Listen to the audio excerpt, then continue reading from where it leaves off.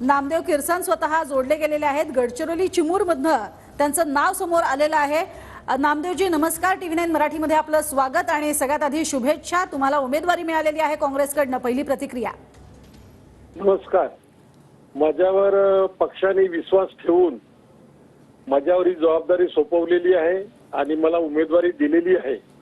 मी जे मागच्या 5 वर्षापासून 10 वर्षापासून त्या क्षेत्रामध्ये काम करतोय त्याचं चीज करण्यासाठी म्हणून पक्षाने ही बाजू ओळखून आपल्याला जी संधी दिली आहे त्या संधीचं सोनं निश्चितच मी करून दाखवून देणार आहे आणि पक्षाची मान कुठल्याही परिस्थितीमध्ये खाली जाणार नाही याच्यासाठी मी सतत झटणार आहे आणि पक्षाला जी मजबूती द्यायची आहे येणाऱ्या काळामध्ये ती मजबूती देण्याचं काम मी येणाऱ्या काळामध्ये करणार आहे।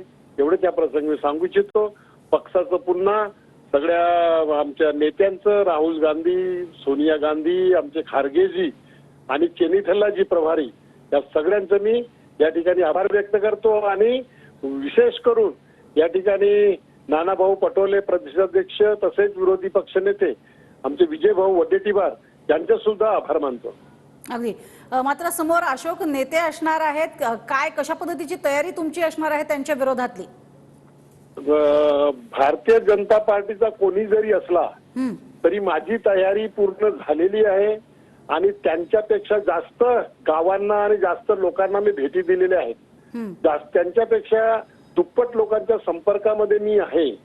त्याच्यामुळे भारतीय जनता पार्टीच्या लोकांची सुद्धा सहानुभूती माझ्या सोबत आहे, लोकांची सहानुभूती माझ्या सोबत आहे।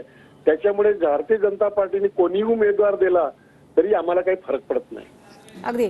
मात्र आपण जर बघितलं तर आरमोरी असेल किंवा गडचिरोली, आहेरी, ब्रह्मपुरी, चिमूर हे सगळे जे मतदारसंघ आहेत, विधानसभा मतदारसंघ, कुठे प्राबल्य तुम्हाला वाटते की सगळ्यात जास्त तुम्हाला मिळेल? या ठिकाणी आमगाव मतदार क्षेत्र आहे, तो माझा आहे। त्याच्यामुळे त्या ठिकाणी निश्चितच करून त्या ठिकाणचे सगळे कार्यकर्ते, जिल्हा परिषद सदस्य आणि सर्वच आमदार आणि सगळं धरून ते सुरुवातीपासून माझ्या बाजूने आहेत, माझ्यासाठी शिफारस करत आहेत।